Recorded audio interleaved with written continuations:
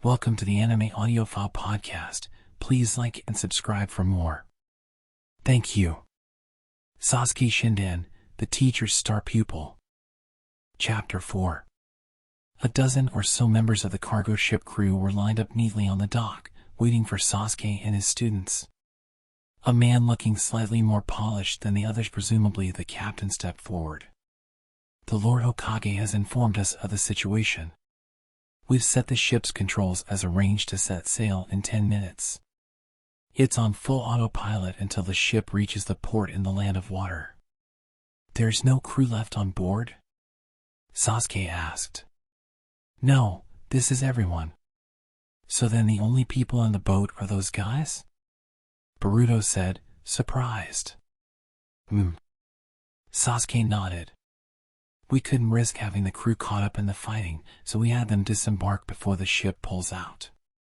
So they're like rats in a trap then, Mitsuki murmured, looking up at the massive boat. Sasuke had apparently prepared for just about everything in the brief window before the ship sailed. According to the captain, the cargo ship was the maximum allowable size, spanning a total of 80 meters and weighing 1,600 tons. The drawbridge-style door to the rear created a small wharf when opened, allowing 2 jet skis to be ridden out onto the water to test water quality or in times of emergency. The interior was divided into 3 levels, and the only way to move between levels was to use the staircase out front or the central stairs. The fact that the stairs are the only way in and out makes going after them pretty easy, but sneaking in gets a lot more challenging. You're basically totally exposed. Mitsuki frowned.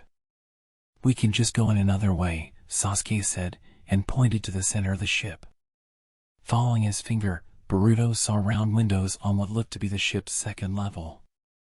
They could hide by those windows after the ship pulled out until they saw their chance and then break the windows to slip inside. That was the plan, apparently. Carefully cloaking their chakra, Sasuke and his team clambered up the outside of the boat and glued themselves to the window area. Peering inside, Boruto saw a simple bed and a small desk inside the gloomy room. There was no sign of Shigetsuki. We go in through here once we pull out of the port, Sasuke instructed, and the team nodded. The ship was set to sail at 5 a.m. They held their breath in the pre-dawn gloom and waited for the moment to come. 4, 3, 2. Sarada counted down, looking at her watch. 1, 0. At precisely 5 o'clock, a dull horn sounded, and the ship slowly pulled away from shore. After confirming that the port was receding, Boruto turned toward the window and raised a fist. About time to break the glass? No, there's no need for that, Sasuke said. He touched his hand to the window. In an instant, the glass melted away like water. Whoa! Boruto's feet slipped in his surprise, and Sasuke caught him to stop him from plunging down into the water. He lifted his elbow and popped Boruto through the empty window frame to the inside of the ship. How'd you do that? Boruto's eyes were wide with admiration. I caused a highly compressed fire-style heat to instantly spread across the glass and melt it, Sasuke said, stepping through the window frame. Sarada and Mitsuki followed. Sasuke started to activate his Sharingan to discover the enemy's position, and then stopped. He looked back at Sarada. Sarada, can you search the ship with your Sharingan? Huh? His daughter was surprised by the question. Yeah. But are you sure you want me to do it, Dad? This ship's pretty big. It might be better if you dash. You'll be fine. Go ahead and try. This is actual battle, a valuable experience, ideal for helping my students grow, Sasuke thought. He remembered their fight with Momoshiki. Instead of hammering down with a Rasengan blow himself, Naruto had gotten Boruto to do it. At the time, Sasuke had questioned why Naruto would go out of his way to hand the final strike to another, but now it made perfect sense. Naruto had wanted to give his son experience in an actual fight. Sarada closed her eyes. When her lids flew up again, the Sharingan had been activated. A red light shone in her irises, 3 dark Magatama shapes floating up in them. There's a total of 3 groups, she said. 4 people on the deck, 4 behind the central stairs on the 2nd level, and 1 in the far west on the 3rd level. And they've laid explosives. Explosives? Boruto shouted, eyes opening wide. Where?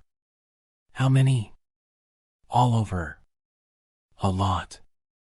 He drew a breath in through his teeth. Seriously? Sasuke closed his eyes and quietly activated his own Sharingan to confirm that Sarada's conclusions were accurate. The explosives were in a total of 18 locations. They looked to be set off by timers rather than proximity. From here, we each move on our own, Sasuke announced, and his students stared with wide eyes. What? You mean we'll be separated?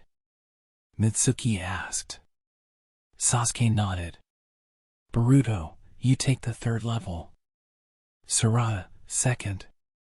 Mitsuki, head for the deck. Don't challenge them directly.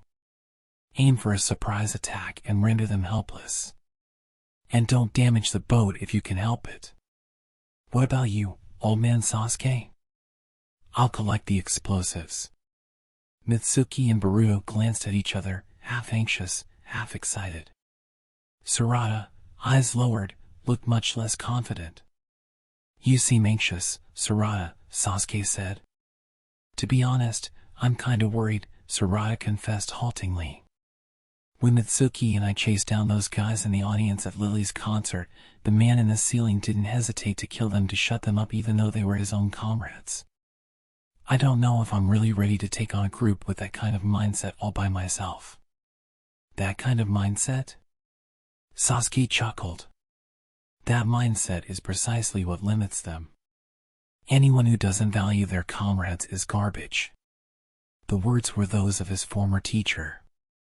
A long time had passed since his young ninja days, but Kakashi continued to be Sasuke's master even now. Sarada looked even more uncertain. Sasuke set the palm of his hand down on her head. Don't look like that. I'd never let my comrades be killed.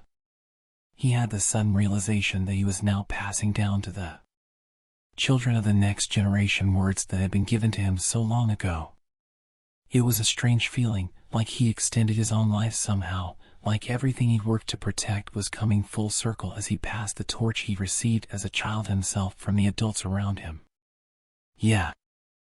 I'm feeling like I'll be okay now. I'll fight hard, Dad. Sarada said, looking up from under her father's large hand. And take this. Sasuke fastened a small wristband machine onto Sarada's wrist. The top of the device had a small opening to launch the scrolls inside. Dad, this is a scientific ninja tool, a revolutionary invention that allowed someone other than the weaver of a jutsu to use it by sealing the ninjutsu into a small scroll. It was the cutting edge of ninja tools created by the scientific ninja team, the pride of the village of Konoha. Mitsuki climbed the outer wall of the ship and looked out at the deck from the cover of the railing. This wasn't a passenger ship, so the deck was small and visibility was poor. He saw no sign of anyone moving, but he could hear whispered voices in conversation.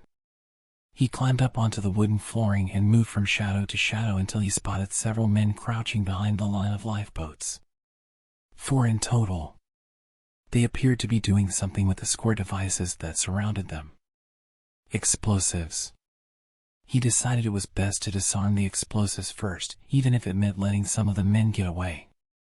Cloaking himself in darkness, Mitsuki crept slowly toward the men. He stretched out an arm and reached toward the devices the men crowded around. Hey! What's this? By the time one of the men noticed his arm and raised a voice in alarm, Mitsuki was already grabbing the square box and shrinking his arm back toward his body. He took a look at the device he recovered. What? This is it? The acrylic box was empty, still waiting to be filled with explosive material. He tossed it onto the deck and kicked at the wood beneath his feet. 2 of the men held up guns while the other 2 tried to flee into the belly of the ship. 2 gunshots rang out, but neither bullet so much as grazed Mitsuki. He closed the distance between them in an instant and grabbed the man on the right by the neck to slam his head into the face of the man on the left. The fierce collision made a dull whack sound, and the man who'd been headbutted swooned and collapsed. The other one was still ready for action, and he grabbed Mitsuki's wrist to try and peel his hand away from his neck. Mitsuki slammed his head into the wall. Gah! The man let out a brief cry as Mitsuki slowly tightened his grip, applying pressure to his carotid artery. His face turned a blue-black and saliva spilled out of a corner of his mouth. The scrabbling hand dropped down to hang limply at his side. The whole process took 7 seconds. When Mitsuki released his hand, the man slid to the ground, unconscious. Good. That's 2 of them out of the way. Mitsuki breathed a sigh of relief, but the moment was fleeting. The sudden roar of an engine echoed across the ocean. He raced over to the railing and leaned over to look toward the rear of the ship. The 2 men who had fled were escaping on the jet skis. This is bad. Mitsuki leaped over the railing and dropped toward the ocean surface 20 meters below. Just before he hit the water, he kicked at the ship to send himself shooting out to one side. He reached toward the jet ski with everything he had. His fingertips just barely latched onto the rear of the fleeing machine. Damn it! Let go! The rider veered wildly from side to side, trying to shake Mitsuki loose. Powerful jets of water shot out of the nozzles right at Mitsuki, but he maintained his grip. He contracted his arm to slide along the water surface and jump onto the seat of the jet ski. You dash! The man looked back and turned his gun on him, but they were too close together. Mitsuki grabbed the gun with his bare hands and turned it to the sky. The gun fired and Mitsuki used the recoil to yank the weapon up and slammed the grip into the back of the man's head. Oh!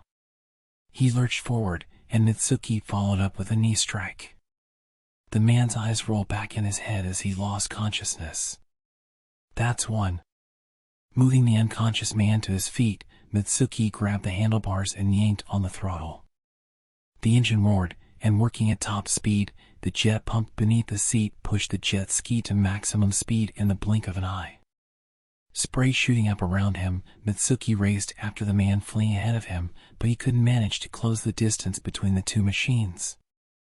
The jet skis were both capable of the same performance and were both running at full throttle. I'm not going to get anywhere like this. If he would just slow down a tiny bit. Frustrated, Mitsuki noticed a small button just below and to the right of the handlebars. An orange diode shone in the square button, and below it, the word ignition. The button that turned the engine off and on. If he pushed it, the jet ski would immediately decelerate. He looked ahead at the man he was chasing. His jet ski had the same button, and he was just 5 meters ahead of Mitsuki, a distance his wind style could cover with ease. If he sent a breeze to push on the ignition switch of the other man's jet ski, he could catch up. Mitsuki gripped the handlebars and considered. After a moment's hesitation, he made his decision. It'll be okay. I know I can do it. The button's not as fragile as a sugar cube.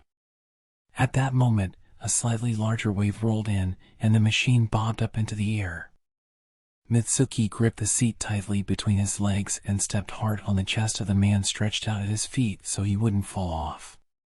He reached out to launch a wind-style attack at the candy-sized button. The gust twisted and roared as it flew toward the orange light. He couldn't see whether or not it hit the ignition switch. A moment later, Mitsuki's jet ski crashed back onto the water surface. Instantly, he was opening up the throttle again. He cut through the pillar of water his landing had created and charged forward. The jet ski in front was advancing with similar ferocity, but its speed was quickly dropping. The orange light of the switch was out. Did I hit it? Mitsuki licked his dry lips. Clearly perplexed, the man ahead of him yanked on his own throttle, but he kept slowing down. The distance between them was shrinking with every breath. Just about within reach. Mitsuki stretched out his arm as the man turned around. A look of shock rose up on his face, and his panic made his riding erratic. In the next instant, the jet ski pitched forward with incredible force. The man was launched high into the air. The jet ski kept going, skidding along the water surface and spinning 3 times. Black smoke erupted up from the engine. A second later, the machine exploded. "Ah, give me a break." Mitsuki jumped up from his seat. Swinging his arm like a whip, he caught the man who had been tossed up like a rag doll and then whirled around in midair to slam a fist into the man's head to keep him quiet before dropping back down onto the jet ski.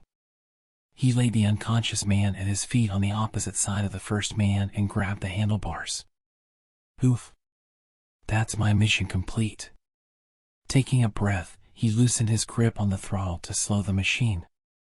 But his speed showed no sign of changing. He tried pushing the ignition switch. Not only did the jet ski not stop, it didn't even slow. Is it maybe broken? Was it the impact with the water? The machine should already have been going as fast as it could, but now its speed seemed to be gradually increasing. It was only a matter of time before he lost his balance and the jet ski toppled over. Each little bounce sent a stinging shock through his body. If we flip over at this speed, he could have saved himself any number of ways if he had been alone, but it would be a Herculean feat to also rescue his unconscious prisoners. Up ahead, he noticed a large wave coming right for him. This is not good. He had no choice. If he could just keep these 2 alive and able to talk, his team would take care of the rest in the worst-case scenario. Mitsuki pulled the 2 men in close and tucked them under his arms. The wave was about to hit them and flip the jet ski over. The instant it did, he would jump up and fall backward onto the water. He'd just have to hope he would still be able to swim back to the ship after that, and to bring the men back with him. Bracing himself for impact, Mitsuki got ready to jump. There was a sudden crack, and the jet ski abruptly slowed down. Crackle, crackle. It sounded like something crystallizing around him. Decelerating in the blink of an eye, the jet ski slid over the tall wave and finally came to a stop. Cold air descended around them even though they were out in the open water. His breath was coming out in white puffs. Mitsuki looked around incredulously. The ocean had frozen as if to embrace the jet ski. He looked back and saw an ice bridge stretching out from the prow of the ship in the distance. "Is that Sasuke?" After sneaking down onto the 3rd and lowest level, Boruto held his breath and examined his surroundings. The wooden floor was covered in enormous containers, each about 2 meters tall, making for poor visibility. On the other hand, the containers also meant there were plenty of places for him to hide. According to Sarada, there was only 1 man on the 3rd level. He was apparently walking around the containers on his own, which meant he might have been looking for something to steal or maybe places to lay more explosives. Boruto spotted the shadow of a man crouching down in front of a container near the center of the room. He appeared to be alone, just as Sarada had seen with her Sharingan. Behind a container, Boruto needed chakra in his palms. Up against just 1 enemy, his best option was to knock him unconscious with a Rasengan blast. But he needed to fine-tune the blast so that he didn't do anything more than knock the man out. Plus, the path between Boruto and his target was littered with heavy containers on both sides. He would have to carefully determine his trajectory to avoid hitting them.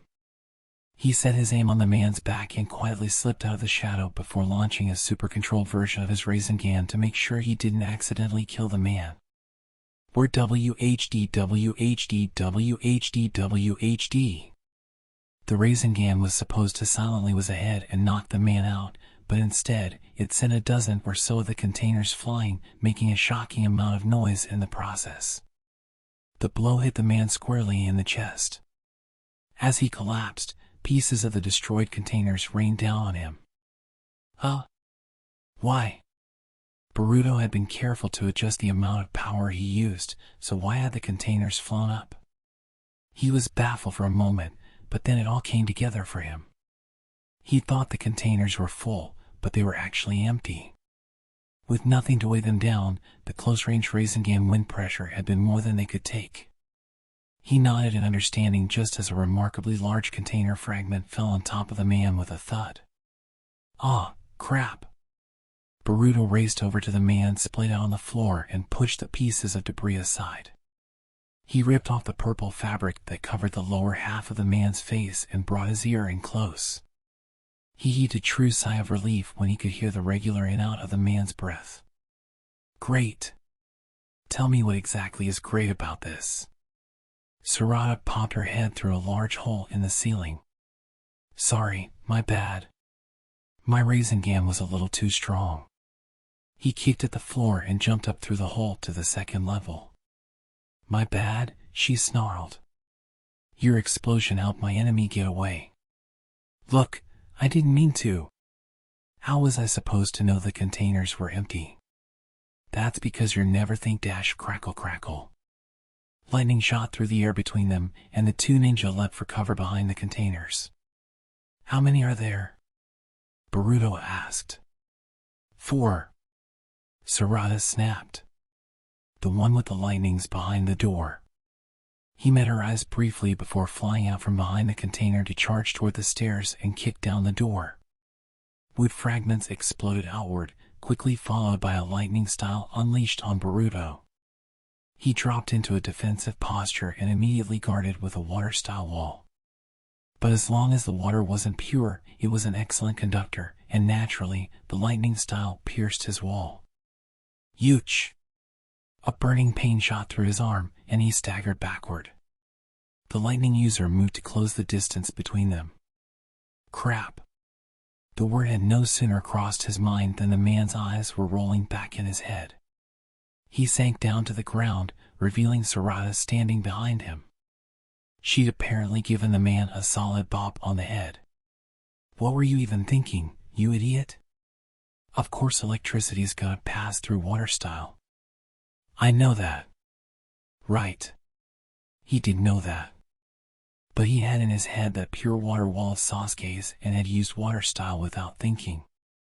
Before he had time to reflect on this, a bullet ricocheted off the floor at his feet. He figured out the position of the sniper from how the bullet splintered the wood on the floor and headed for the right side of stairs. He startled the man hiding behind the wall there, who reflexively fired his gun without aiming. The bullet shot through a container far behind him. Crouching low, Boruto charged. The man lowered the barrel of the gun and concentrated on putting Boruto in his sights. Taking advantage of this opening, Sarada slipped around behind him and kicked the enemy in the back. Take that.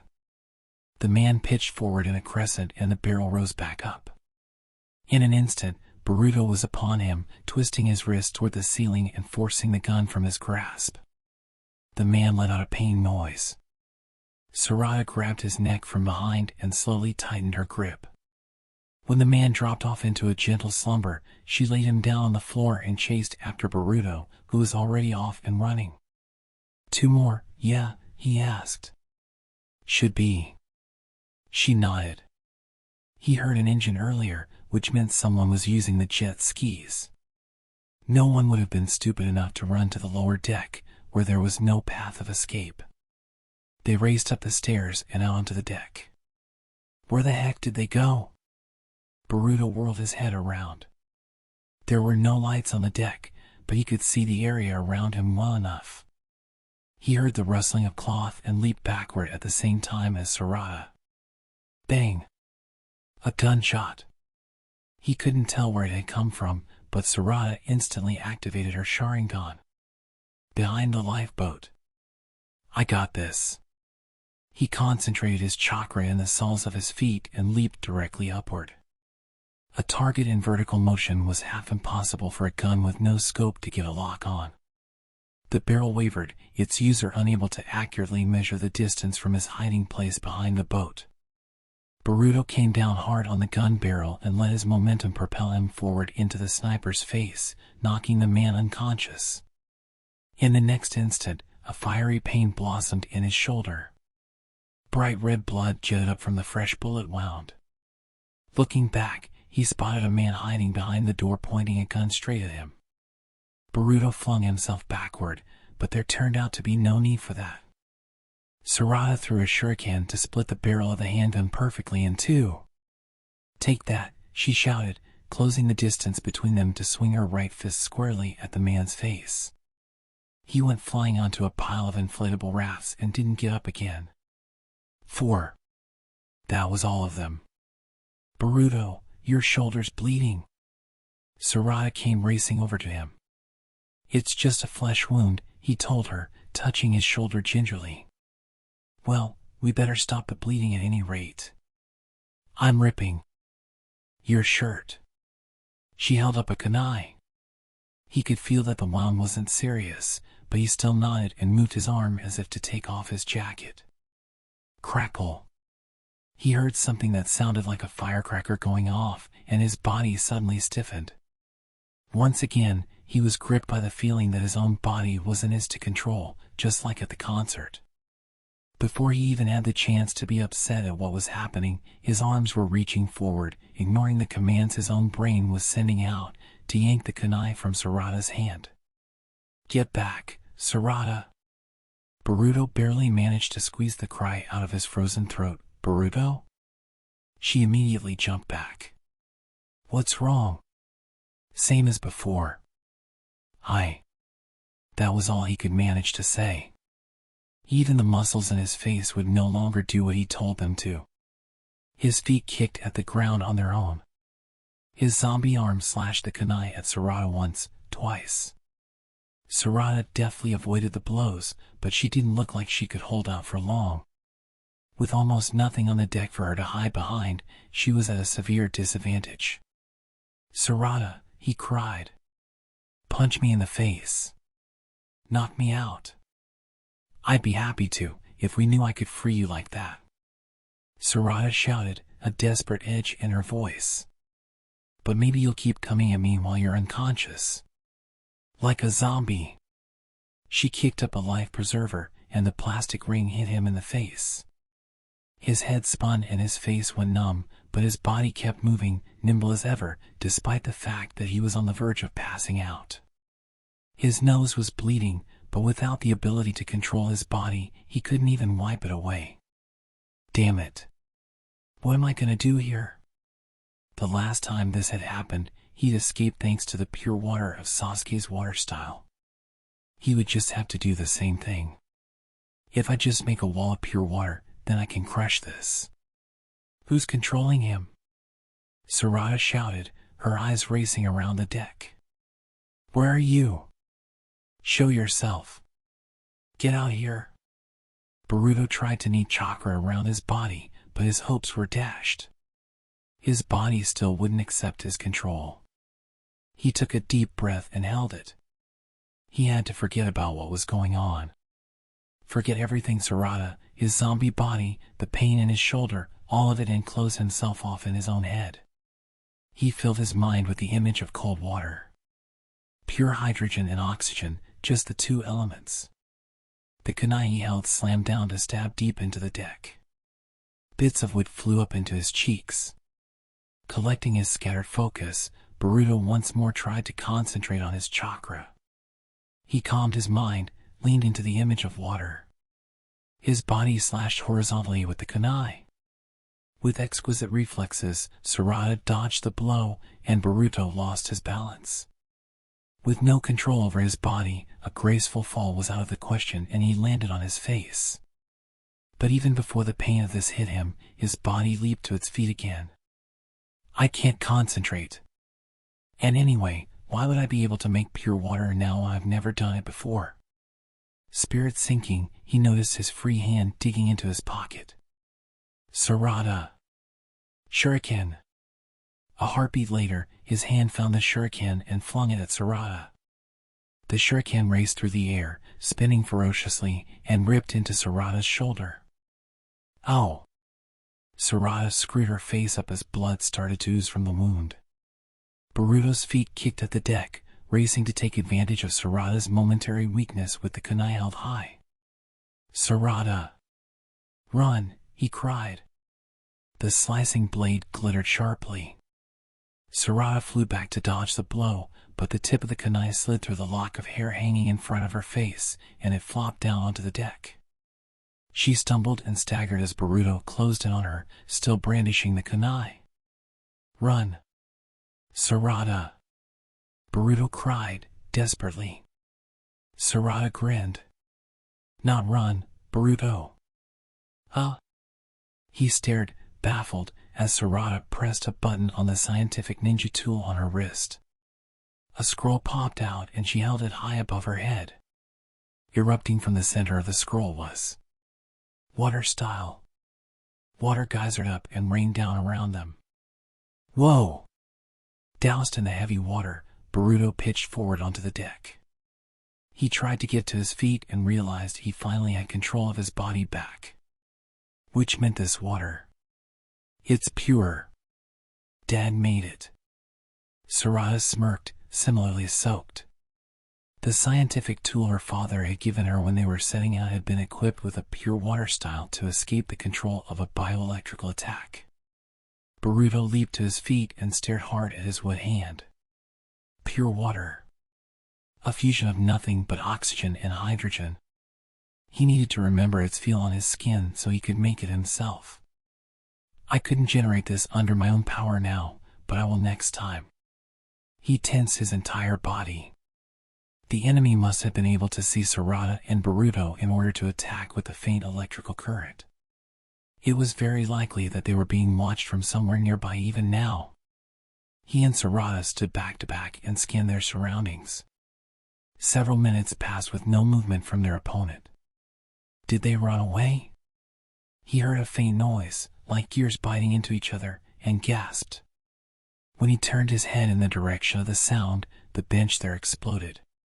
Dodging the pieces of wood flying through the air, Boruto and Sarada leaped backward, Boruto to the right, Sarada to the left. It wasn't a large explosion, but it was enough to knock them off balance. Bang! Bang!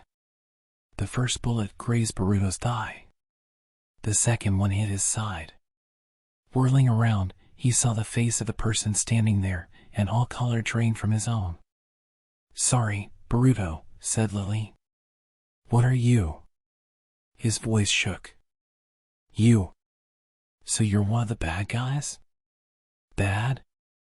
Maybe to you." Lily's face was cold, hostile. The barrel of the gun in her hand was pointed directly at Boruto. The purple outfit she wore proved, whether he liked it or not, her membership in Shippuden. He stood rooted to the spot, stunned, unable to accept the sight before him. Sarada took a step forward. "Boruto trusted you."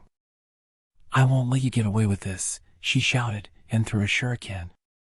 Instead of stepping aside, Lily swiftly held a hand up in front of her body, palm out, fingers pressed together, and straightened her back. Sarada's shuriken should have plunged into her chest, but instead, the blade swerved wildly to one side just as it was about to hit Lily. Its one straight trajectory curving unnaturally, and the blade stabbed into Lily's open palm. Shaken, Sarada immediately threw 3 more shuriken. But the result was the same. The shuriken curved wildly along the way and were almost sucked into Lily's hand. "I can't target critical points," Sarada muttered and furrowed her brow. Plasma crackled and popped around Lily's hand.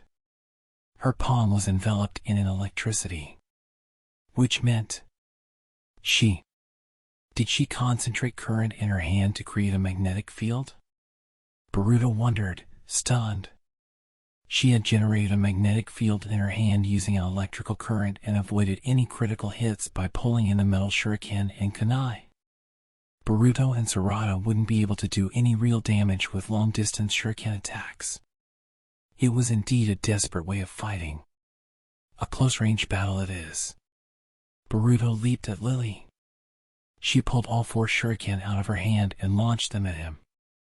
They closed in from all directions, including his blind spot. It would be impossible to dodge them all. He braced himself for at least one hit, bending over to protect his heart and other vital organs. Ting! Ting! The shuriken bounced back with a crisp sound. By the time he realized Sarada had knocked them down with an assist, Lily was already on top of him. NGH. He grabbed the barrel of her gun and yanked it upward just as she fired twice. The recoil from the shots made the bones of his fingers tingle. Boruto pulled his arm back with everything he had, ready to rip the gun from her hands, but Lily didn't resist. Instead, she let go, causing him to lose his balance and pitch forward. Whoa! Ready for this opening, Lily thrust a hand out to press down on his chin and shoved the long fingernail of her thumb into his mouth. This is bad. He bit down as hard as he could on her thumb. Not only did Lily not flinch, she smiled slightly. If your body is covered in pure water, then I just have to release the current inside of it. An intense, fiery shock shot through him. Hinga!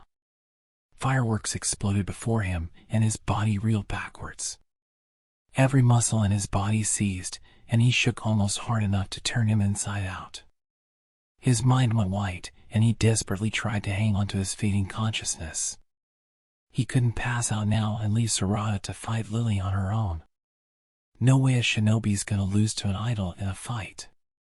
Through sheer willpower, he raised a trembling hand and grabbed Lily's wrist. In his other hand, he needed chakra. Rasengan. But his muscles were still trembling uncontrollably. He wouldn't be able to fine-tune this blow, and if he hit her with a full-power Rasengan, Lily wouldn't survive. HNGH. He groaned. He bent so far backward that his spine creaked. I don't have time to hesitate. I just have to do this. Take that. Sarada landed a kick in Lily's side, and the idol's finger was yanked out of Boruto's mouth. The pop star's slender body flew helplessly through the air and somersaulted across the deck. Freed from the electrical attack, Boruto got to his knees. Panting, he wiped the sweat away. The Rasengan he needed into existence disappeared with a faint FWSH. Boruto, you okay? Yeah, I can move. That's Sarada, no mercy. She doesn't hold back against another woman. His relief was fleeting. Once he got to his feet, his jacket suddenly puffed up. Huh? The kunai in his pocket ripped through the fabric of his jacket and flew upward. Ah, damn it! Boruto reached out, but his fingers grazed the kunai in vain. The weapon shot toward Lily's bloody hand and dug into the center of it. A smile flitted across her face as she yanked it out and turned the tip not toward Boruto or Sarada, but her own throat. She would kill herself before she would let herself be captured. Just like the other Shigetsukidan members. Lily! Stop! Even as he leaped at her, Boruto knew it was no use. He wasn't going to make it. A black cloak flapped behind her. There was a flash of movement as something chopped down onto her wrist, and the kunai fell from her hand. Sasuke kicked the blade into the ocean. Slipped out of house arrest? Lily stiffened.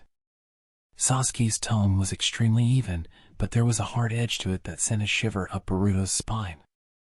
Lily had just barely managed to hold her own against Boruto and Sarada. Now that Sasuke had appeared, that difference in power would be overwhelming, an unbreachable gap. Even still, she turned bravely to glare at Sasuke. I'd rather die than be your prisoner. Her tone was challenging, but she no longer had any means to commit suicide.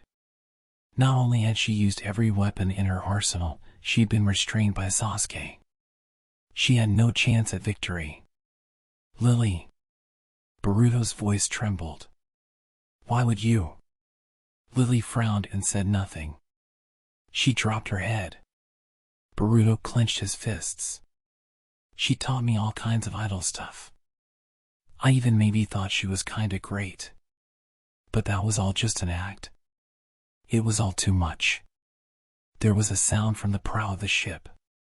He turned to see that the man who'd been stretched out on the rubber lifeboats had regained consciousness and was now pointing a broken handgun at them. Teach that guy. He's awake. Boruto jumped at him.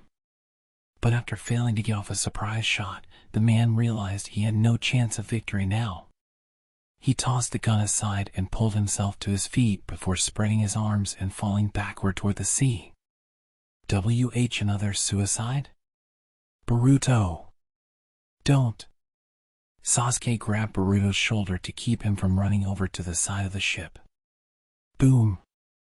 A pillar of water shot up and rocked the boat. Suicide bomb? Boruto looked up at his teacher. He had a bomb on him? No. Sasuke shook his head. Most likely, he launched a full-power lightning-style technique in the ocean. The issue now was that the explosion had been right beside the boat, and the ship's construction just happened to be weakest on its sides. A massive fissure ripped through the body of the enormous vessel. The weight of the ship being rocked back and forth by the surging waves only helped the breach grow. The ship was splitting in half before their eyes. "We're gonna sink," Sarada shrieked. "Don't panic," Sasuke said, calmly. "The size of this ship, it won't sink if we freeze the ocean." "Huh? Can you even do that, Dad?" A red shadow shot across Boruto's field of view. It was Lily, he realized, but she was already beyond his reach. Without a moment's hesitation, she jumped into the fissure between the crumbling planks of the deck. "Lily!" Without thinking, Boruto leaped into the crumbling interior of the ship after her. End of Chapter 4. Thank you for listening. Remember to like and subscribe for lots more.